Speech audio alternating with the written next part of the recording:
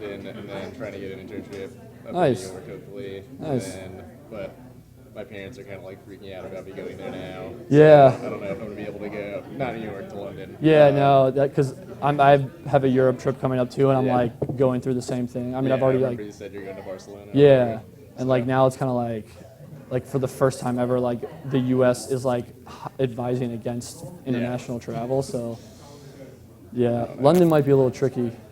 Yeah, it was going to take like a lot for me to not go, and then I Yeah. just saw these like crazy reports. Yeah. The news is like saying only go if you like absolutely need to. And Yeah. stuff. And I was just like, all right, well I've already been before, so Yeah. maybe not worth it this time. When do you have to make that decision by? Our like official meeting is this Thursday. Oh shit, and so soon. So pretty, and it like starts immediately after school ends, like the next day basically. Oh. So I guess, I mean, I've already kind of decided. I just have to officially like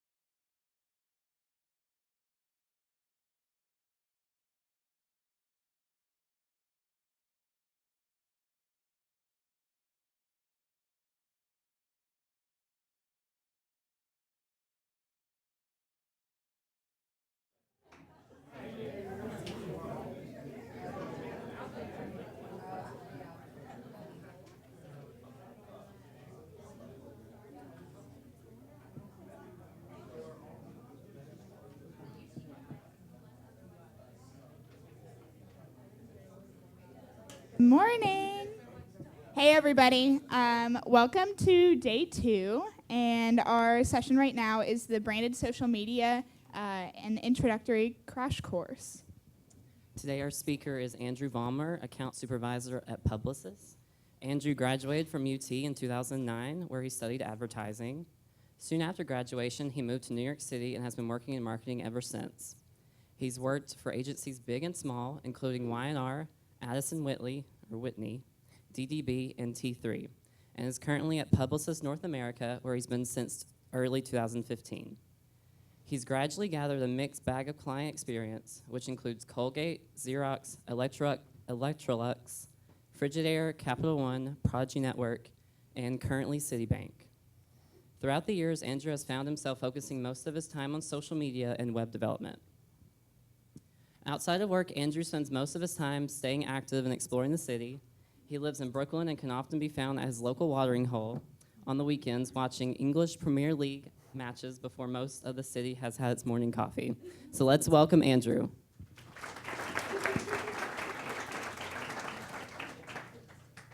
Thanks, guys.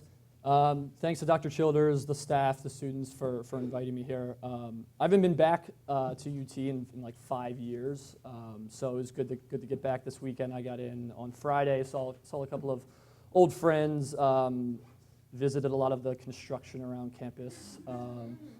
The strip looks great. That was a joke. It doesn't look that good. So what I'm going to talk about today is kind of an introductory crash course, as I'm calling it, into social media, and I'll get into what that actually means in a second. But I'm going to kind of redo my bio. Sorry, wasn't aware that they were going to do that, which was great.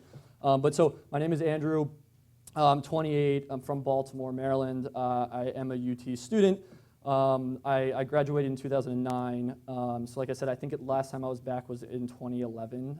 So it's great to be back in Knoxville. As I mentioned, I work for Publicis, and what I do is actually a little bit unique. Have you guys heard of Publicis? It's a pretty large agency. Yeah, so I see a lot of head nodding.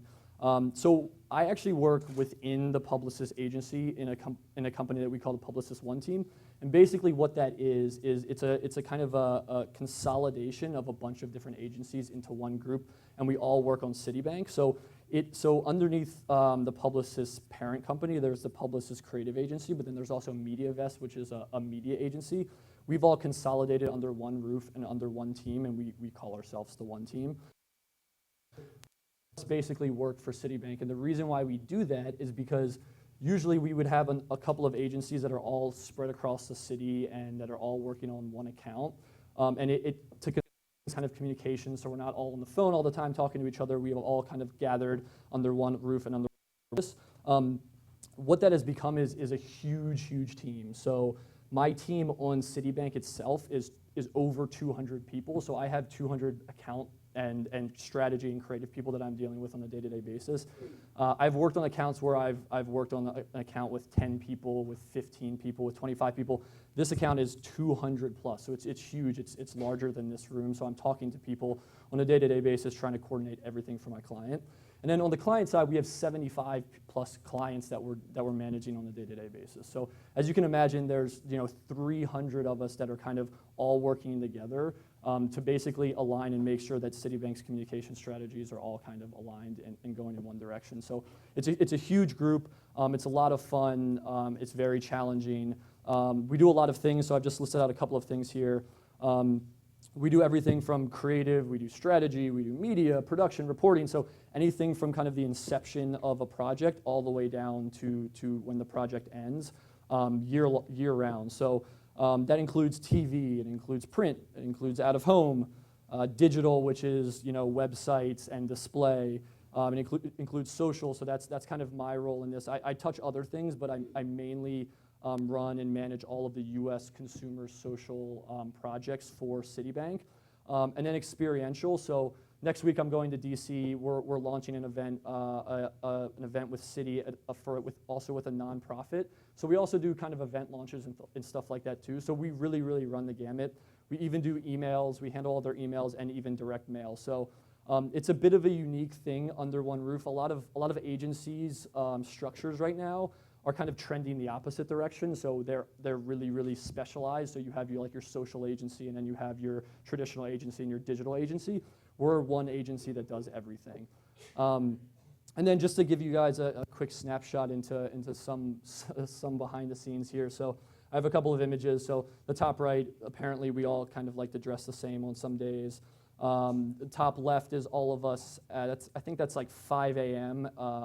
That is on Rockefeller Center. So Citi is the signature sponsor for the NBC Today Show concert series in the morning. So that was us at the Selena Gomez concert in October of last year. As you can see, we're all very, very excited. That was the launch of the relationship there. And then some of us testing out virtual reality. I have a couple of my friends in the black and white there with a family portrait.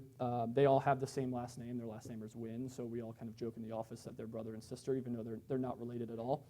And then the bottom is interesting. So that was a birthday party, and there's a New York offering where you can call and get people dressed up in fuzzy llama suits to sing you happy birthday. So I don't know who found that, but somebody found that we invited this person, and they came into our office and sang happy birthday. So that was pretty funny. So before I go any further, I just wanted to have like a quick PSA, and Kanye is gonna help me out here. Please, you guys probably hear this all the time, but if you have questions, just please questions, shout it out. You can even pull the Kanye and interrupt me. I'm pretty informal. It doesn't matter. The biggest thing here is that you guys need to kind of learn something. I'm here to educate you, so I can't do that unless you. Oh, hey, Caroline. I can't do that unless you guys are kind of questions if you're confused. So please interrupt me or ask questions. So another thing to kind of baseline my presentation is a common misconception, especially people your age, but I also get it kind of from my clients as well. So I'm a millennial. I'm hyperactive on social media. I've been using social media my entire adult life. Therefore, I am inherently fit to manage a brand's social efforts.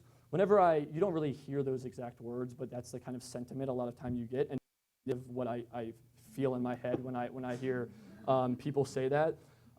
It's a lot different than being on a personal level. So just because you know social media doesn't mean you know how it works from a business sense, and that's what this presentation is all about. So basically this is the kind of setup slide that gets into the rest of the presentation. So I'm here to kind of on its head for you guys. So like I said, intimacy level on a personal level, all of you guys, does anybody in here not use social media or think they don't use social media? Okay, so everybody uses social media. Everybody thinks they know social media very well, but from a business perspective, it's very, very different. So that's kind of what I want to talk to you guys about today. I'm not going to go through a creative showcase and show you guys a bunch of best-in-class examples and some of my favorite campaigns. And the reason why I'm not going to do that is because you guys can literally right now go on Google and type in, best social media campaigns and get all of that information right now. So I wanted to give you guys some like real-life stuff that's going to help you in your classes, in your campaign. I think you guys over here are campaigns, right? So in your campaigns classes, and then also as you kind of shift into the professional world as well. So I'm covering a lot of things in here. It's at a pretty high level. So again, I'm just stressing that if you guys have questions, please ask, because there's a lot for me to cover, and I can't go into a lot of great detail in an hour to an hour and a half. So if you guys want more detail, just please shout out and ask me questions. I've been dealing with clients for a long time, so even if I don't know the answers, I'm really good at making stuff up. So I'll just make something up if I don't know the answer. Totally kidding. I won't do that. So the first thing we're going to talk about is why social. This is kind of the setup, the foundation for getting into the creative and media details. Some of this stuff you guys probably already know about, but I just wanted to kind of set the foundation. And again, most of this stuff we're going to be looking at it from a business lens and not from a consumer lens, so just keep that in mind. I'm going to be referencing a lot of my clients say this, or clients might assume this, and that's just to show you guys kind of how things are framed up when you kind of get out into the real world. So what is social media? So to you guys and to me, the consumer, social is a lot of things, right? I actually saw somebody taking a selfie right before I started. I think it was you. Yeah, so social is social is selfie. That is basically what to consume. Social is also dog pictures. It's also, when you get to my age and older, a lot of baby pictures.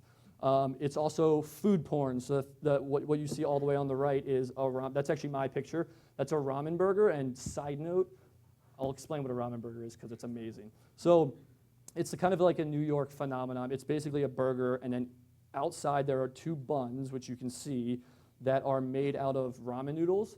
And it sounds really weird, but it's the most incredible thing. They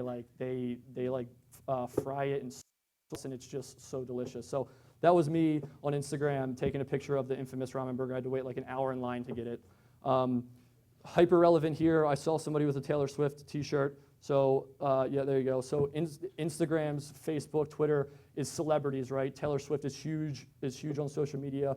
So there's that you might probably think that you're at this point following them so closely on social media. I have the Kanye down in the right corner. He's the most ridiculous like Twitter poster ever. So he's pretty amazing on social media as well. There are also memes, right? Memes are super popular in social media. I have one that's super relevant to you guys here, so stay as long as you can, cherish it. And then something that's coming kind of into fruition a little bit more are these, and I know all of you guys have seen these recipe videos, right? These like 30-second recipe videos. They're actually kind of annoying at this point, but they're kind of all over the place for social. And then there's also news. So on the top left, I have an example of kind of a news post. This is the unfortunate events that happened in Brussels. The big away from this slide is social has become a lot more than just connecting with your friends, right? You go here for entertainment, you go here for news, you go here to kill time, you go here for basically everything. It's kind of your one-stop shop for everything that you need to know. Again, stuff you guys already know. This is the last slide, and I'm really going to be talking about social from the lens of the consumer. So this is where I kind of start to flip it on its head, right? So to a brand, the business side of things, social is dollar signs. So to brands, everything is dollar signs. So a lot of times the questions you hear from your clients are, how much is it going to cost me to enter this space, and how am I going to get my money back? So it's always revolving around money. And so what marketers do is we do these like fancy little infographics, and we do these fancy little like charts that try to like convince people with all of these statistics, like this is how you're going to get your results. If X amount of people follow you on Facebook, you have a higher percentage of making a sale. So this is kind of a little, I mean, it's not BS, but it's kind of BS. But this is kind of what we do to show that social and any other medium is valuable to a marketer. At this point, believe it or not, so again, to you guys, social media is kind of a no-brainer. It's part of your life. To a lot of clients and to a lot of brands, it's very, very scary still. So there is still a lot of convincing that you have to do to make sure that social is part of the plans and they're investing correctly. So the next couple of slides is kind of the convincing factors to get people to kind of invest into social media, right? So what makes it unique? So one of the things is connectivity. Again, probably a no-brainer to you guys, but compared to kind of print, TV, out of home, think of this as the unique aspects for social compared to those other mediums, right? So audience, we have direct access to customers, fans, and prospects. Exclusive content, so it provides network for sharing added value content. So it's probably hard to see, but the post on Capital One, and it's a behind-the-scenes shot of a Zac Brown band concert. So you can't do that in a print ad. You can't do that in out of home. You can't do that anywhere else in TV. Social media is the only place you can provide exclusive content. And then media support. So one of the really cool things about social media is again the connectivity, but not only with people across different kind of media types as well. So the top right for Electrolux, they have a rice vinegar Brussels sprout recipe. So this is one exclusive content, right? But then it's also linking to their website, and in other media like print and TV, you can't directly link. You can do that in display, but social is a lot more effective at doing that. So social bridges a lot of these gaps as well.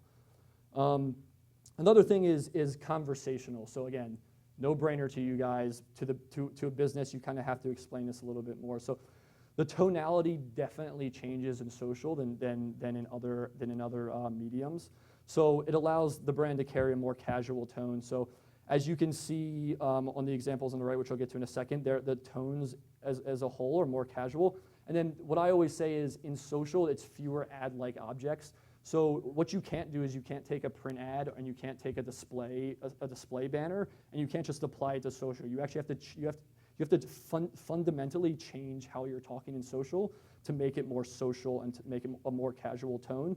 And if you do it the right way, it actually doesn't even really feel like an ad. It just feels like something that's in your feed. So you can see like the Pampers retweet to the whole world seems to stop when you hold your little miracle in your arm. So that's kind of pulling at the heartstrings a little bit. Doesn't really feel like an ad, but it's definitely from Pampers. The Charmin has a funny Twitter feed because it's kind of this strange topic to talk about socially. But they always do these funny little polls. So you go number public bathrooms and they have a yes or no. So something you don't really talk about, but they're kind of breaking the barriers to talk about it in social a little bit more. Again, doesn't necessarily feel anything like an ad or like that, but it is. It's definitely marketing. And then Oreo they do some really fun stuff. Last year for Halloween, they did a Vine series that they promoted on Twitter, and they basically had these little 7-second clips of Oreos in place of people, and they were kind of replicating classic horror films. So in this one, it has Oreo associated with milk, the spilling, and it's basically the first-person view from an Oreo cookie and a bunch of milk coming down the hallway about to like overflow into the Oreo. So again, doesn't necessarily feel like an ad, but it feels definitely social. Relatable. So this is something that's huge again for social compared to other medium and media types. So it's really difficult to stare at like a print ad and be like, oh, I really relate to this ad, this clear ad. But social is something that you're able to have that a little bit more. One of the reasons is because it's directly in feed. You're in feed with everything else that you're trying to look at, that with your friends and family and everything else. So that's great. You're kind of playing where your audience plays. And then the personification, and this is a huge point. It allows the brands to become more human. And this is particularly important for clients like mine, like Citi, who is this like stale corporate entity. A lot of people don't think of banks as humans. They think of it as like this corporate monster. And so social allows clients like mine to have this more human aspect. So even McDonald's as well. Some people think of McDonald's as cheap and dirty, but these two examples of posts that I have here kind of, the images could be something that your friends could post and you wouldn't know, but they're actually coming from brands. So McDonald's has a post here. These are both kind of the classic Instagram top-down view. And McDonald's copy is pretty great because, it sounds like something that your friend would post. Halfway to the weekend, hashtag hump day. So again, something that you think like a friend would post or something that you would see on your feed organically. And then American Express, kind of the same thing, planning the next adventure, hashtag travel. So again, becoming very human in nature and very relatable. Two other huge points, and these are things that you guys might not think about as much, but they're really, really important to businesses, is the malleableness of social and then also the real-time social. And these two things really, really differentiated from anything else. So what I mean by malleable is you're able to adjust it. So ability to shape plans as you go, create executions, and media plans can and they should be optimized as initiatives progress through their campaign lifecycle. So and what that actually means. So you're able to basically, as a brand, put something into market in social, and then 15 minutes later, you can change the image, you can change the copy, or 2 hours later, you could take it down and replace it with something else. With a print ad, you send it to the printer, it gets printed, and you're done. Like, you can't do anything if times change, if something comes up that kind of relates to your creative and it puts it in a bad light, you can't do anything about it, or it takes weeks and weeks and weeks to change. Social is very instantaneous, and you can do that, and you can shape it however you want in real time. Social listening is another huge thing that is incredibly unique to social. Do you guys know what social listening is? Have you guys talked about that in your classes? Okay, so it's basically free, and I put that in quotes because it's not technically free because you still have to pay somebody to do it, but it's free research. So you can go on social, and there's tools that you can use to basically research anything you want, whether it's your brand, certain topics that your brand is associated with. You can go into social and pull all of this rich content that users are just kind of publishing on the daily. So it's kind of a lot of rich insights into habits, opinions, trends, complaints, etc. Which again, you can't get anywhere else where you're investing your money.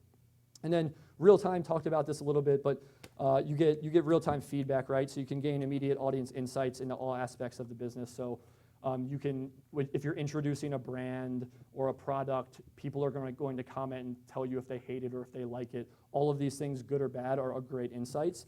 And then you're even able to respond immediately, right? So if you introduce a product or you're promoting a product and somebody says that they don't like it, you can respond and ask why. You can try to troubleshoot with them. If somebody's looking at a print ad and they see your product and they say, ooh, I've seen it before and I don't like it, you're never going to know that they had that thought. But in social, you can, and you're able to kind of use that to your advantage. And then trends, you guys know trends are a big thing on social. So it's really started with Twitter. Facebook has adopted it. Instagram has adopted it. These are really great ways to create hyper-related branded content. So a lot of brands do that, right? If something's trending, they kind of piggyback onto that and make their creative kind of adapt in that way. Okay, so we know social is great because of all of the things we just talked about, but there's two other things I just wanted to touch on really, really quickly. Has anybody heard of CRM before? Okay, so CRM is, for those of you who don't know, it's basically anything that brands and businesses do right after you're acquired as a customer. So after you sign up for a website or after you purchase and register a product, it's all of the things that happen after that, right? So before social, it was emails, it was call centers, it was direct mail, but now all of that is slowly being consolidated onto social, right? So has anybody gone onto like social to complain about a product or to troubleshoot anything? So that's what the big trend is, and a lot of brands are actually promoting that more than like calling somewhere because it's a lot more immediate and easier for them to troubleshoot. A good example of this is, are there any gamers in the room by chance? There. We got a couple. So Xbox Live is really, really, really good at this. So if you have a problem, you can't get online, you can't connect, if you go to Xbox Live's Twitter handle, they basically will troubleshoot you all through a Twitter conversation, and they get like so many accolades for doing this because they're just really, really good at it and really, really responsive. The other huge thing is that all social media is mobile first, right? There's no social media platform that is only desktop. Everything is mobile, and some of them, like Snapchat, are only mobile, right? That's the way everything's trending. Everybody has a cell phone. Everybody is constantly looking at their cell phone. I was checking the room before we got started, and like 90% of the room had their head down looking at their cell phone, and they were probably looking at their social channels. So social is one of those things that is basically inherently built to be mobile first. And again, this is compared to print, TV, all of those things that aren't that way. So these are all of the great reasons why social is great to invest in your communication plan. And hopefully these are the reasons that convince clients to invest as well. If they don't, this is another aspect that you can go with clients. So clients are very objective driven, as they should be, right? So what can social help you achieve? That's always the next question. Okay, it's great, yeah, sure, it's not like print, it's not like TV, it's where our audience is, but what can it help us achieve? We have all of these objectives. The good thing is that social is, like I said, it's very flexible, it's very malleable, so we can actually use it to achieve almost anything that we want. So from a top level, social is kind of split into two objectives. There's engagement, and that usually happens on platform, so you're trying to keep people on platform to engage with you. And then there's traffic driving, so that's when you're trying to kind of land somebody elsewhere, right?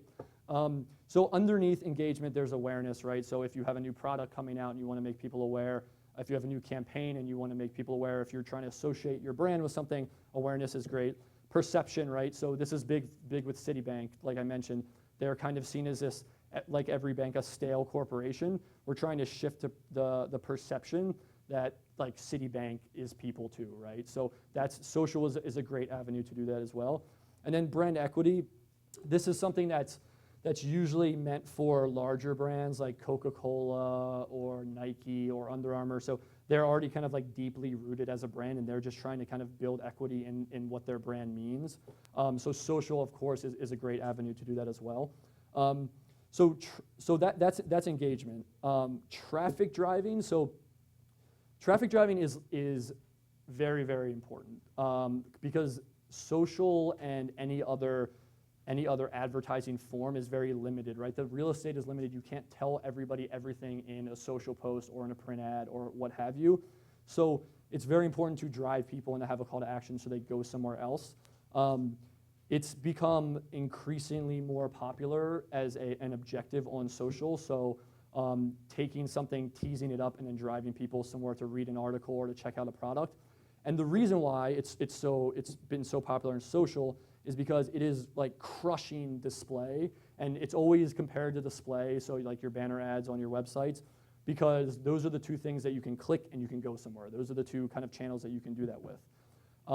So I have a little bug in the corner here that the average display click-through rate is 0.06%, so we're talking like a percentage of a percentage. That's so low. People dump, clients still do millions and millions and millions of dollars into display just so that 0.06% is actually not like a rounding. 600 people out of 100,000 people that you reach, that's nobody. So if you want to get a lot of traffic, you're having to like invest a lot of money into display. The reason why I don't have a click-through rate for social, there's so many different elements that go into an average click-through rate for social. It depends on what channel you're talking about. So is it Facebook, is it Twitter, is it Instagram? It depends on your product, it depends on your creative. But I will say, and I didn't want to kind of put it down on paper, social triples, quadruples, even 5 times the average click-through rate for display. So a lot of money that you're seeing in display is now shifting to social. The thing you have to be careful about is not also when you carry over the dollars, you're not carrying over the creative, because display creative is very different than social creative, and you have to make sure that your creative remains social so people are still intrigued by and are clicking through. But that's a huge selling point for clients, right? Why should I invest my money into social? Because on average, you're getting 2, 3, 4 times the efficiency for click-throughs than you are anywhere else. Another great thing about it is that every single thing, just like every single thing in digital, is measurable, right? So you have likes, comments, video views, shares, retweets, clicks, swipes, and click-throughs. So the difference between clicks and swipes and click-throughs is you're actually, so have you guys seen the carousel ads on Instagram, right? So there's like a couple of different images. You're actually able to measure if people are swiping through, which counts as an engagement. You're also able to measure if somebody clicks on an ad to enlarge, or an image to enlarge it in Facebook and Twitter. Click-throughs are actually clicking to land on another site or another location. So there's also sentiment reporting. So some clients say that's great, likes, but what do I care about likes? Who even cares about that? So we can go a little bit deeper. Sentiment reporting is important because if you have 1,000 comments on a Facebook post, but all of them are negative, like bashing on either your creative or your company, that's probably not a good thing. So sentiment is really important to kind of layer on top of some of these metrics to be able to tell what these comments are saying. And there's actually tools that automatically do this, so you don't have to go through thousands of comments on your own. So there's a couple of companies, which I'll get to on the next slide, that basically buckets comments automatically into positive, neutral, and negative, so you can see what your overall sentiment is, if it's 50% positive, 50% negative. One thing just to kind of note realistically about sentiment is that a lot of social is, people go on social to complain first and foremost. That's just what happens, especially Twitter. Twitter is like a negative place. So negative sentiment isn't necessarily a bad thing. So if you see negative sentiment on a post, that doesn't mean that like you should stop posting on Facebook or on Twitter. That just means that you should take that and do something with it. So depending on what it is, you should just always use that information insightfully to kind of drive your creative or drive your management of your social feeds. Does anybody know what a brand study is on social by chance? No? Has anybody been on a website and a pop-up has come up and said, hey, can you answer a quick questions about like our website? So you can do the same thing on social. Has anybody actually been on social, just a show of hands, and had a pop-up to ask about creative or a brand? No. Okay. So they do exist. So basically how these work is you have to have a minimum spend, but I think it's usually around like $200,000 to $300,000 with Facebook or Twitter. So basically what happens is if you have a campaign that's running on Facebook, you can also pay to have the people that saw your campaign guarantee that they saw your creative. At the next time they log in, they get a survey that asks about your brand, and you can customize those questions based on whatever you want to learn. So if you want to learn about awareness or perception or association, I'll give you a real life example. City did a partnership with Taste of the Nation, which is basically a nonprofit that aims to end childhood hunger in America. And we had a campaign around it basically about how if you use your City card, City donates $1 to Taste of the Nation. And after we ran the creative, we also had a brand study to ask about our association with Taste of the Nation. So the questions were basically like, what is your perception of City now that you know they're associated with Taste of the Nation? And it's like A, B, C, or D. So after all of that information, you get all of the likes, comments, views, but then you also get this added layer of this brand study survey that allows you to really understand like how much you shifted consumer perception or whatever you're trying to do. So those are super helpful as well. And then again, social listening, you can always have that in the background. That's always great to use as a measuring tool as well. Okay, so social mechanics. So behind the scenes, how you kind of run social. This is at like a super, super high level, but there's usually 3 components that go into it. So there's the social channels themselves. There's the brand, which includes the agencies. So that's kind of where I fall in. And then there's also publishing platforms. So this is a huge differentiation of how consumers see social and how like businesses actually use it. So from the social channels, I meet weekly with not every single one of these, but the big players, right? So I have weekly meetings with Facebook every single week. Facebook also owns Instagram, so we talk about Instagram. I meet with Twitter every single week. I meet with Snapchat not every week, but every so often. I meet with LinkedIn every single week. YouTube, Google Plus, and Pinterest are kind of like third tier, so they're not as much. But we meet with them just to make sure that we're very, very closely aligned with anything that's going on in their business. So we have direct contact and managers with these brands that help us manage everything and also brainstorm creative. And then there's the brands, right? So there's the social managers at City. There's the community managers at City. So the social managers manage the actual projects and products and services. The community managers manage what's going on feed. So they manage the people that are responding. And then there's also a social listening team that just do a bunch of research in the background based on priorities. And then the media experts and creative experts, that's myself. They're usually the agency, but sometimes they're also in-house as well at the business. Have you guys heard of any of these publishing platforms by chance? So when a brand posts something on social, they don't just go to facebook.com, log in, and write a post and hit publish like you guys do. It's all run through these third-party publishing platforms. So we use Sprinkler. I've used Hootsuite before. I haven't used the other 3. There's also many more, but these are kind of the most popular ones.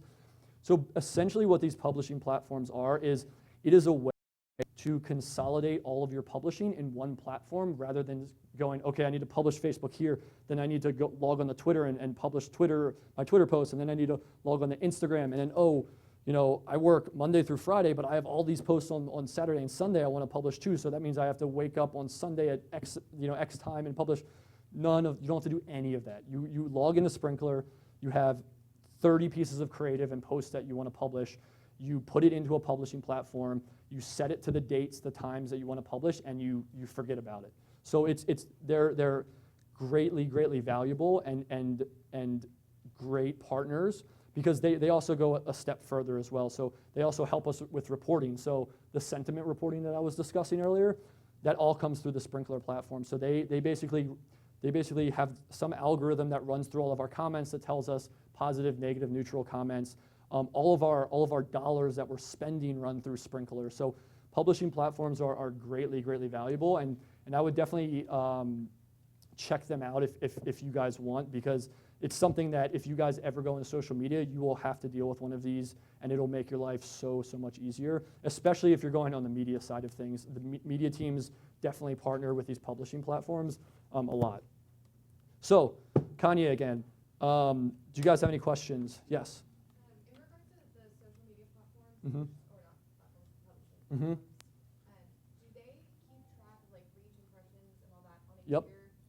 yearly basis? Like, will it compare it to the previous month and kind of give you like an Yep. update? Daily, hourly, whatever you want. So So the great thing is that if you have $20,000 to spend on the post, you can put into Sprinkler or talk to your Sprinkler representatives and say, we want all $20,000 to be spent today, or we want it to be spread out over 3 weeks, and they can do that, and they can let you know how many impressions that you're getting every single day, even down to the hour. So for Sprinkler, like you can essentially like give them the money and they'll go through and purchase the Facebook ads and the Twitter ads and all that stuff. 100%, yep. Yeah, it is awesome. Cool. Yes.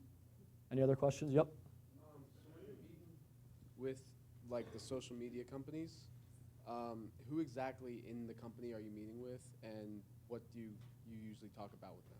So you're talking about Twitter and Facebook, correct? Yeah. So City spends a lot of money with these publishers, and once you get past a certain threshold, you have dedicated managers for you. So I have 3 reps that are kind of like me, but on their side, that are 100% dedicated to my business. So what we basically talk about is 2 things. We let them speak, and then we speak. So they tell us anything that's changing in their company, because so many things change in Twitter and Facebook daily. For example, they have new post offerings, their specs are changing. They have kind of like when Periscope got released, they tell us that kind of stuff ahead of time so that we can prepare. And then on our side, we tell them, okay, we're coming up, we have $500,000 to spend next month. These are our priorities. We're going to spend. We want to do this. These are our objectives. Are there any like unique opportunities that you guys could help us with to kind of meet our objectives or cool creative ideas? Because we're constantly trying to go beyond just like a normal post. We want to do things that are a little bit more unique, and it's tough to know that without like being in the company. So our Twitter reps are kind of there to help us with that. Yeah. Yep. I was just wondering, sorry, I can't talk, but. That's all right.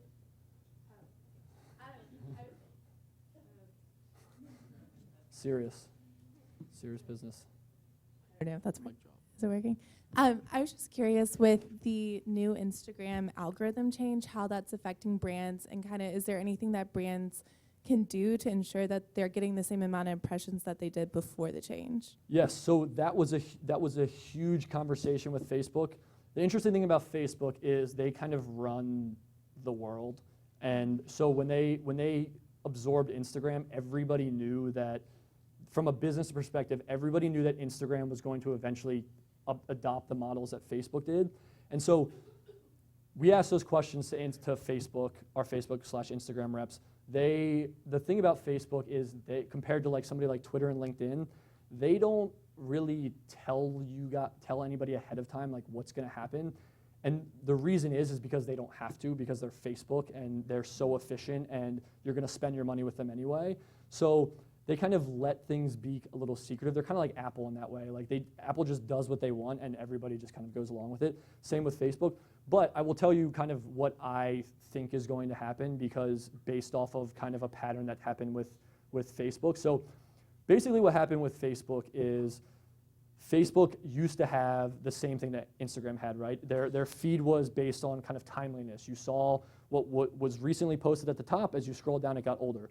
Then it moved into this nebulous algorithm that they haven't really released completely, but we kind of know it's based on popularity and it's based on like views and time spent on posts and things like that. So Instagram's kind of going that way too. Inherently in that process for brands, people don't spend time with brand posts organically, right? So people don't necessarily, that's one of the things to remember, like nobody actually really wants to interact with 90% of the brands. If you're somebody like Nike, like yeah, of course we want to interact with Nike, they're like really cool, but like City, like nobody goes on Facebook to like check out City's posts. So what happens just naturally with this new algorithm is that they get pushed all the way down to the bottom, right? Because nobody's interacting with them, and all of a sudden they become nullified. So organic content that isn't paid sinks to the bottom. A lot of brands aren't being seen. So what you're forced to do, and this is like the beauty behind Facebook and why they're such a cash cow, is, so not the beauty on my side, but the beauty on Facebook's side, is it forces brands to invest more money. So in Instagram, in order for me to be at the top of the feed, I now have to spend a lot more money to get at the top of the feed, because this is what Facebook says. Oh yeah, nobody's really liking your content or commenting on your content, but if you give us $50,000, we can put you right at the top, and like everybody will see your content. So that's what happened with Facebook, and that's why Facebook is littered with ads now and sponsored posts, because every brand basically has to spend to get to the top. That's essentially what is going to happen with Instagram. I flat out kind of laid that out to Facebook and asked them that, and they were like, we can't 100% like confirm that that's what's going to happen, but that's what's going to happen. So. In the back, it's Lowell. Oh, hey. How's everybody doing? No, hey, what's an ideal social trend for Citibank? What, Like something that's going on social media where you would you wouldn't be spending the money like you were talking about spending on Facebook. Something where even if there's a prediction you can come up with, where it just seems organic, but it's also. Yeah, so a big one is tax season, which is like super relevant now. So that's a bunch of finances. So again, probably not the most like relevant to you guys, but relevant to a lot of people. Tax season trends all of the time, and it's something that we can kind of insert ourselves into those conversations. One thing that's like specific to finances within Citibank, but the thing about banks is they especially socially, they do a lot of things and partner with a lot of other kind of areas that are really social in nature. So for example, with Citi, so music is a big focus for Citi. So does anybody have a Citi card here by chance? I doubt it. Oh, anybody? Okay. So Citi has a footprint in large cities. So that I don't even know if there's probably not even a Citibank in Knoxville. But so music is a big thing. So music, they have the largest music offering out of any financial institution. So they have over 50,000 concerts every single year that you can get exclusive tickets to, pre-sale tickets, front row seats, preferred access, backstage, all of that kind of stuff, just for having a Citi card. And then another thing is dining. They have a bunch of dining events. Like I said, we partner with Taste of the Nation. We do a bunch of dining events as well. So anything around music and around around dining, we insert ourselves into those conversations as well. So if there's conversations around the Grammys or conversations around concerts that are trending like the Today Show, we always insert ourselves into those conversations, or we try to. Does that make sense? Cool. So my question is, do you think now that, on social, if you're going to have to, the top, it kind of makes me think of the Google model. So if you want to pay for your ad to be at the top, if you wanted to rise to the ranks organically, is there going to be like not an SEO process since it's not a search engine, but is there going to be like a backdoor way to get to the top without it being the engagement that a friend's post would have? Yeah, so for the most part, unfortunately, no. And nobody can guarantee it, but a lot of people think that the social networks purposely like ignore brands for the simple fact is that's how they make their money, and if they keep rising to the top, then they're not going to pay for anything. But the other reason, there's so many other reasons why investing money like for paid and promoted posts are important is, and I'll get into it in a little bit, but one of the biggest reasons why promoting your posts are really important is that you can hyper target. So if I have right now, another strange thing about Facebook is that Citi has about like 2 million fans on Facebook. If I organically post something, Facebook only guarantees that like 2% of those 2 million fans actually see my content. So in order to reach people that I've already invested in liking my page, I actually have to pay for them. But beyond the people that like my page, if I want to only target people in New York City, which Citibank does a lot because they have a huge presence in Miami and LA and New York City, but they don't have a huge presence in states like Tennessee and a lot of the Southeast. It's just kind of like a waste if we're promoting stuff there. So if we want to hyper target, the only way to guarantee that is through paid. But to kind of like really answer your question, if you have really, really smart and really, really cool creative, so your post can trend. But it's just not, the reality is sometimes Citi has to talk about a credit card, and that's never gonna trend, right?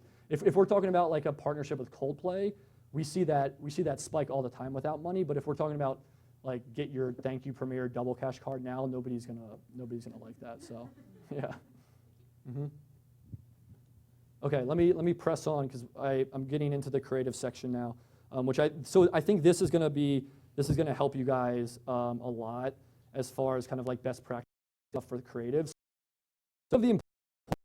So there are so many different social networks, right? So I just have 4 on here, but there's many more. One of the biggest questions is how do I decide what I'm going to post something on? If I have an idea, do I just post it on Facebook, Twitter, Instagram, LinkedIn, everything, or like what do I go about deciding that? Before you do any creative, you have to decide what your channel roles are. Channel roles is kind of like a buzz term in the industry, and it's super important, but it's basically your social ecosystem, right? So you have to basically define what each channel does for you, and it's different for every brand. However, this is a guide as to like generally how people use each platform. So, and I'm just picking the major players here, but Facebook is usually used to build brand equity through compelling storytelling content. So emphasis on storytelling. So for example, people spend more time on Facebook than any other platform, and therefore you're able to kind of tell a larger story to them. And it's shown in how it's set up. And I'll give you like a clear-cut example. On Instagram, you have 15-second videos. On Facebook, you have unlimited time for videos. That just proves that people are willing to watch longer videos on Facebook, so you have a longer time to tell a full story. So that's usually the role for Facebook. And again, it can fluctuate depending on what your brand is. Twitter, as you guys can guess, it's real time, right? So Twitter has made its bread and butter on being kind of the real-time trendsetter. So this is really good if you have like a flash sale, or if you have a promotion, or if you're trying to drop something or insert yourself into a conversation, or if you're launching an event and you're trying to update people as the day is going on. Twitter is a really good place to do that. Instagram is all about kind of beauty of the brand and authenticity. So unfortunately, the authenticity piece of Instagram is kind of cracking a little bit based on kind of the ad serving that's now inserting itself. But I still at least kind of promote Instagram, and I try to keep the integrity as authenticity and kind of like a behind the scenes type feel. We saw the Capital One post earlier of like the behind the scenes, literally behind the scenes of the Zach Brown Band concert. And again, there's no like overtly branding on the imagery. It's usually just kind of the imagery and a kind of a captured moment.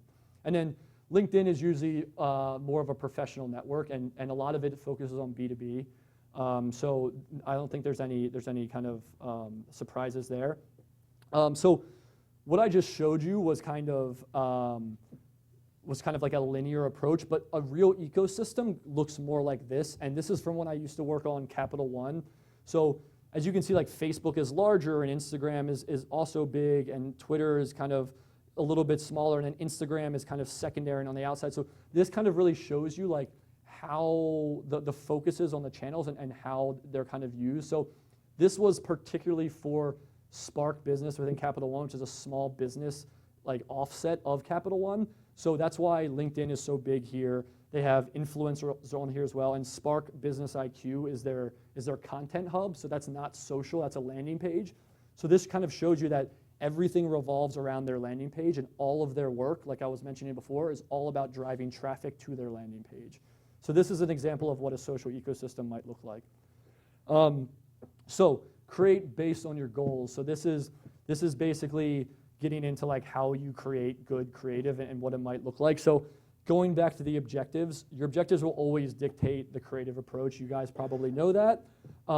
Again, there's at a high level, there's traffic driving and there's engagement. Usually, and this isn't like a steadfast rule, but usually traffic driving executions tend to be more direct and ad-like in nature. And then engagement executions tend to be more socially driven, and you can have like more flexibility and fun with the creative. So I give 2 examples here that showed up on my feed. One of them is proper cloth. As you can see, like this is clearly an ad. Nobody takes a picture of a zoomed up t-shirt or a dress shirt, but an ad. And it's clearly trying to get you to drive off site. So the copy reads, find out why guys are choosing proper cloth over traditional off-the-rack brands. So it's find out. It's trying to get you to click on this, right? And then the engagement is this Levi's post. And this is a really good example of an engagement post. So if you cover up Levi's and cover up the copy, that could be like one of your friends out taking a picture, right? So this goes to show you that it's more, this engagement creative is a lot more socially driven. But it's something for you guys to keep in mind that when you're doing traffic driving, you do have to be more overtly direct in what you're trying to get them to do, which is click off site, where engagement, you can have a little bit more fun with it in general. All right, so I'm gonna get into some creative best practices. So project briefs are kind of the Bible in the agency world and in the marketing world as a whole. So in order to start a project, you have to basically put together a brief. Do you guys put together briefs in class? Okay, so you're familiar with briefs, that's great. So regardless of the project brief though, or the channel or what have you, there are some creative best practices that you can kind of follow holistically in social. And one of them, and this kind of directly relates to the question that we had earlier, create topical content. So contextual, cultural, seasonal relevance always prevails. So develop content that integrates timely considerations like weather, geolocation, holidays, events, digital trends, news. Insert yourself into conversation. So this is a great example that I saw on my feed last week. So DiGiorno pizza doesn't really have a directly connection to March Madness other than people eat pizza during basketball. So what they did, instead of saying it's not delivery, it's DiGiorno or whatever DiGiorno says nowadays, they basically made it contextual to March Madness, so it's relevant to everything that's going on around the user. And they also probably targeted people that are using hashtag March Madness and that follow college sports teams and everything. So it's hyper relevant. Excuse me. So the copy reads, here's to a weekend full of upsets as long as they're not due to lack of pizza. So again, the image and the copy is very hyper relevant to the times. In briefs, every time I write a brief for social, I have a cultural consideration section, and I basically list out anything that's happening culturally that's culturally relevant to that project. So we do holidays, like I said, tax season is a big thing. Any kind of like new albums that are coming out because City's big on music, anything like the spring is now here, summer's coming, all of those things, spring cleaning, all of those things we insert in there so the creative team has kind of inspiration to kind of make things as relevant as possible. Every single time we make something relevant, you see a higher performance than if you don't. So it's just a guaranteed best practice. Another thing which you guys, again, can probably guess, the simpler the better. So if you can't explain it in a sentence, it better be worth saying. You only have a few seconds to capture the user's attention, so be clear and avoid overcomplicating the creative. So Taco Bell here they actually almost like oversimplified this. They literally put $1 next to every single thing that's $1 on the image, which in my opinion kind of breaks the integrity of Instagram. But they are being very simple, right? They're showing you that literally everything there is $1, and their text is like super clear, and it's showing you, it's a clear message that it's introducing their breakfast and everything's $1. On the other hand, Bing kind of goes a little overboard here. So this reads, we need your help to pick the hashtag winner of the hashtag Bing homepage, hashtag photo contest, hashtag celebrate, hashtag 100 years of the @National Park Service by hashtag exploring our hashtag photo gallery or using hashtag find your park. Vote on. It's like what? No. I'm not gonna do any of this. So you just scroll past that and you probably won't be looking at that ever again. It's so confusing. What Bing should be doing there is they should, what I was saying earlier, you can't explain everything in a single post. Don't try to. Tease it up and then land somewhere that explains it more. If somebody's actually interested in it, they will click and they will go. But this is just so confusing. Nobody's gonna actually do that. You have to really think about a user scrolling through their feed and they're not seeking this stuff out. They actually don't think this from Bing is that cool. You have to convince them and tease it up a little bit. So that's a very overcomplicated ad. This is something that you guys probably don't have insight into, but is uber important. So it's less about perfection and more about experimentation. This is how social is so much different than everything else, and what I touched on a little bit more. So these are all examples that from City that we're actually running right now. So social isn't always about beauty through perfection. So a lot of creatives get caught up in making their ad perfect. In the background, they want to retouch something, they want to recolor it to make sure everything is perfect. They don't want that leaf in the background, they have to remove it. Social, you can't get caught up in those details because you have to be so nimble and so kind of quick. And the good thing about social is that you don't have to just put one thing in the market. You can put 5, 6, 10 things into market at once and let the performance tell you what is actually performing well. So the biggest takeaway here is the last sentence. Testing and learning is the name of the game. So this is a post that we had with Citibank. We were basically just trying to get people to respond to us about spring activities. And when people were responding, we were surprising and delighting, as we call in the industry, with gifts. So if somebody said that they were cleaning out their clothes, we would give them a gift card to like Uniqlo for $200. If people said that they wanted to spend the spring outside in a picnic, we'd give them a $200 gift card for like a picnic package for Central Park. So we were basically trying to get people to respond, but we weren't really sure what questions to ask to get people to respond the best. So we put 4 different versions into market, and we just basically saw what was happening. And the great thing about a company like Sprinkler is that automatically all of these things are targeted to the same people. Whichever one is performing the best, you don't even have to do anything. It's all automatic. All of the money and the dollars automatically pool to the posts that are doing the best. So it's all like algorithmic, it's all automatic, and it's just a beautiful thing that social has to offer. So again, versioning is key in social. Another thing here is there opportunity for video? So video always performs amazing on every single platform. So Twitter, Facebook, what have you, video is king. So if you can ever create video, do it. So there's a couple of kind of like considerations within video that I just wanted to let you guys know, and this is getting into the weeds a little bit, but I think it'll be helpful as you guys kind of move forward. So try to keep the video 15 seconds or less. I know I said earlier Facebook has videos more than 15 seconds, but you have to remember you're a brand, you're a business, people don't actually really want to watch your stuff, so 15 seconds is good. Nobody's going to watch a minute-long video about a credit card. Nobody's going to watch a minute 30 about it. But if you do have a subject matter that warrants long form, break it up into segments, tease it out, and then land somewhere that has the longer video. That's definitely a best practice. Another thing is don't run TV social time. Not a good idea. Nobody wants to see TV ads in general. Nobody wants to see them on social. The only time they work is when you have, like when you're somebody like Nike or Under Armour that's featuring like Rob Gronkowski in your ad and people just inherently like him and want to see him. That's the only time it ever works and performs well. Another cool thing about social is you can scale it, right? So do you guys know what cinemagraphs are? Some of you guys. So cinemagraphs is basically a still image with one component in the image moving. So it's a woman sitting on the beach and the only thing moving is her hair like waving, and it just basically catches your eye. But it's a little bit more engaging than a still image. So cinemagraphs, GIFs, however you want to say it, boomerang are all great lightweight video opportunities. And then another key thing is branding within the first 3 seconds of the video. Does anybody know why you should put your brand in the first 3 seconds of the video? What's that? No, it's not skip. It's because Facebook and Instagram and Twitter have all decided that a video view counts after 3 seconds. So if somebody watches your video for 3 seconds, they count that as a video view, which is kind of BS.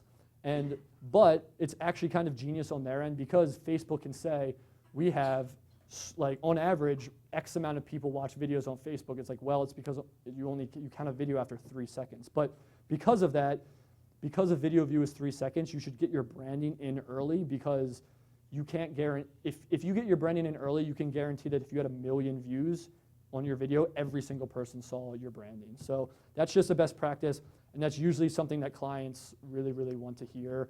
Creatives never want to hear that, but it's just kind of the reality that we have to live within. Okay, publishing strategy. So this is another thing that's important as well. So how you publish your content is really, really important. So when you should publish it, what's the period of time you should publish it, all of these things are really, really, really important. So how I categorize publishing is 3 different categories. One is an always-on strategy. The other one is a campaign, and then you also have activation. So always-on are standalone one-off content that is ever present. So for Citi, these are things like pre-sales for music and any kind of like ticket offerings. Those come out every single week. They don't really relate to anything. They do relate to music, but they're not really a campaign. They're just offers for people. So we have that ongoing all the time. that's kind of this ever-present one-off content. Layered over top of that, we have social campaigns, right? So these are campaigns that we launch with products, with services. You guys know what campaigns are. Those are kind of the more heavy efforts that have like a start date and usually an end date.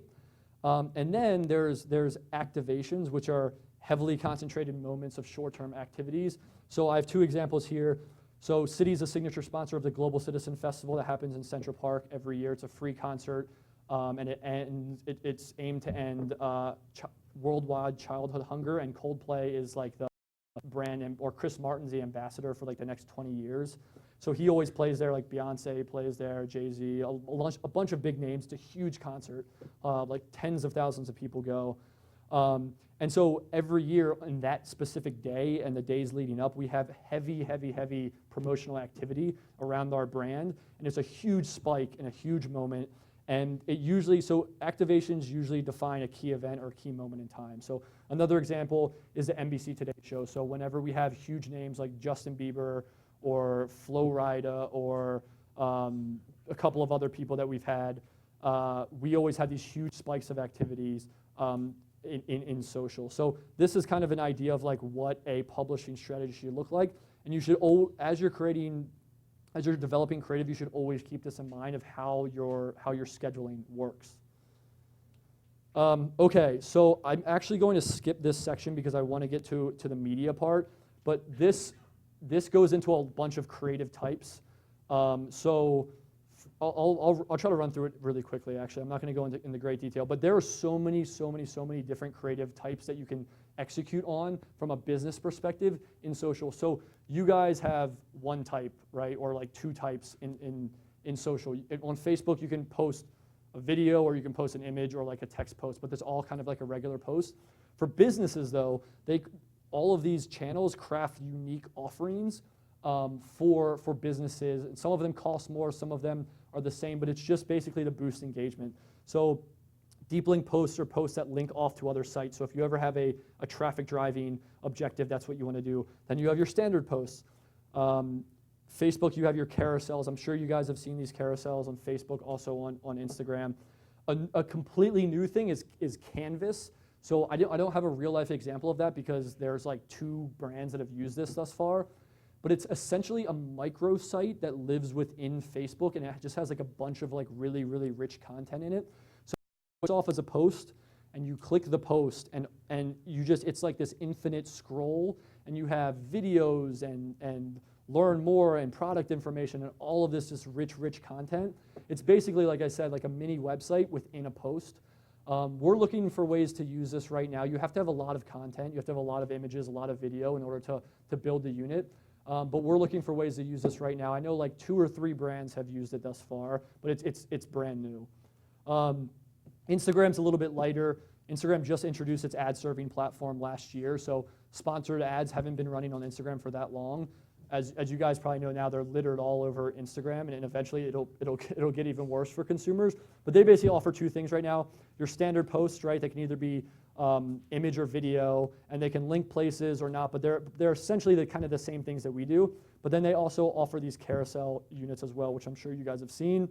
And then the last one is Twitter. So Twitter actually offers a lot of unique offerings. So they have a web card, which again is your typical ad that links to a site, and then they have the standard posts. But then they also have a couple of unique offerings as well. They have, so I actually just saw this yesterday. So this is what I call basically like it's almost like a virus, like it's a advertising virus. This ad. So I'll explain it really quick. So this says, stream Spotify straight to your speakers, and then it basically says, what's on repeat this year, EDM or indie? And you get to pick which one is on your speakers, EDM or indie. When you pick EDM, it auto-populates a tweet in your feed and asks this same exact question to all of your followers. So you're essentially auto-advertising for the brand, which is why I call it a virus, because you're not just engaging, but they're leveraging the user to advertise for you. It's a little sneaky. The poll unit, of course, that Charmin used, those are pretty cool as well. You can do promoted trends, which I'm sure you guys have seen. One of the coolest things is the custom emoji hashtag. So this comes with a very expensive price tag. You cannot do this for less than $1 million with Twitter. But basically how it works is Coke has the most famous version. You use a hashtag that they promote, like share a Coke, and when you use that and publish it on your feed, not only does it publish the hashtag, but it also comes up with this custom emoji that Coca-Cola built. So it's actually really, really cool. So Citibank could do this for like music. If we used, this is a terrible hashtag, but if we use hashtag Citibank music, we could have a custom emoji hashtag that would come with that as well. But again, it comes with a heavy price tag, but it's a really, really cool thing that a lot of clients really love. So other creative opportunities. So there's influencers and there's content partnerships too within social. So influencers, so you guys know what influencers are, right? So it's basically people that are promoting your brand. We use this all the time. It's a really, really good way to have people promote your brand without it coming across as like a sponsored post. So I have a couple examples here that I'm gonna just skip through really quickly. And then there's content partnerships. BuzzFeed is like the king of this. BuzzFeed has made their living, and BuzzFeed is just like a cash cow as well. They've made their living on content partnerships. So we've worked with them with our Double Cash card. They've basically come up with these listicles, as they call them, articles that basically tie into the value proposition of the card. So the value proposition of the Citi Double Cash card is basically that you do things twice. So all of these articles that they've created are all about doing things twice. So living in your hometown, like going back and moving back to your hometown, and repurposing old food and leftovers for another meal, things like that. Sorry, I'm skipping through. I really want to get to this. I know we're running short on time. I want to talk about media for a second because this is super, super important, and it goes hand in hand with creative. So creative cannot work without paid media. So everything I just talked about all has to do with paid media. So I just want to go through this. I know this is like a heavy text slide, but I want to go through this for you guys so you guys get a sense of how media works within social. So there's, as we talked about, there's paid versus organic. For brands, organic doesn't work. So I have a stat here. Organic Facebook reach is 2.6% of the people you're following. That is nothing. So in order to get people that you want, you have to pay for it. Paid posts don't just guarantee reach, but it also allows brands to hyper-target audience segments, and that is super, super key. You can be very efficient with your dollars by targeting the people you want that you know are going to be interested in your product, and I'll get into targeting in a second. CPMs and CPCs, you guys are probably familiar with that. Anybody that's been in like a media class probably knows cost per thousand and cost per clicks. That's how you pay for your space in social. And social means very little to brands without paid support. So you have to have paid support, essentially. So targeting, this is the really interesting stuff, and this is the really cool stuff that goes well with creative. So behavioral targeting is super important on social. So this is reaching users based on past behaviors. So some is site visitation. So we know if you've visited sites in the past. So if you guys have ever visited a site and then all of a sudden you've got a Facebook post about that same site, that's exactly how they get you. They can tag you there. Interest and lifestyle. So based on your profiles, we know if you're interested in sports or what kind of food, if you're a foodie, all of those types of things.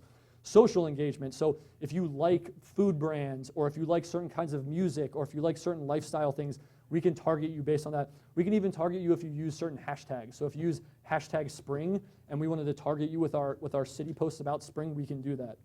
Demographics, we know if you're a male or female. We usually know your age. We know sometimes where you work. And then also conversions. So conversions is kind of where it gets like kind of sketchy.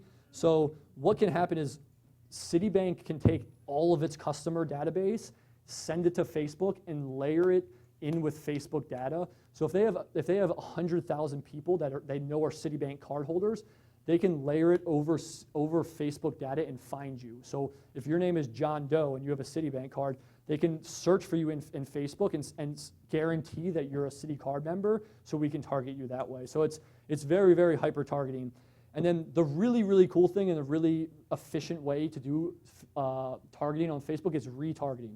So what that means is I serve you up an engagement post that's about music that says Citibank is all about music. We care about the fans, right? You like that post. Next time you come to your social feed, I can retarget you with a city card that talks about its music perks. So this guarantees that you've already engaged with us, so you're already interested in cities to some degree, and you're interested in music. And when you come back, that means that you're more likely to probably engage again. So retargeting is like a super, super efficient way to use your media dollars on social. And then optimizing the creatives and the media, I've talked about this a little bit. The ability to automatically shift spend in real time, and the ability to automatically shift creative and targeting in real time based on performance. So all of these things are just kind of fluid and they work. And the great thing about it is a lot of these things are automatically set up, so you don't have to kind of monitor in real time very, very closely. And then this is my last slide, and then I'll get to questions. And I apologize because I think we're running over close to it. I wanted to give you guys, because I know with like the campaigns class, you guys have to have dollar amounts and you guys get real budgets. So I wanted to give you guys actual dollar amounts that you could potentially use. These are really, really rough because they fluctuate a lot, but CPMs in social at a high level, I would use $8 to $10 per CPM. So that means technically, like if you have $8 and you wanted to target 1,000 people, like you could go on to Facebook and actually do that yourself. I wouldn't recommend it, but you could do that. Brands are usually blowing us out to hundreds of thousands of dollars of a scale. But $8 to $10 is usually what we're seeing. Facebook tends to have the most efficient, that's why they're king. They have the most efficient cost per clicks and cost per thousand. Instagrams are actually a little bit higher because it's brand new and it's just not as efficient. It hasn't optimized over time as easily. And Twitter is very, very much struggling right now. You guys might not know it, but on the business side, they are super, super struggling. That's why they have so many different ad offerings, because they don't really know where they fit in anymore. And they're just trying to offer all of these things to get people to spend. But the fact is that their performance in every aspect is lower than Facebook, like significantly lower. And they're very, very much struggling to like find their niche right now. They are trending down right now. It's going to be interesting to see what happens to Twitter over the next couple of years. They actually just had like a mass exodus of their senior executive team. About six of their executive leaders just got up and left the same day, and nobody really knows why. But they're struggling. Influencers, unfortunately, this is like all over the map. So I've paid $15,000 for an influencer to write a post and like our comment and share. But I've also paid $100,000 for them. So these really, really vary.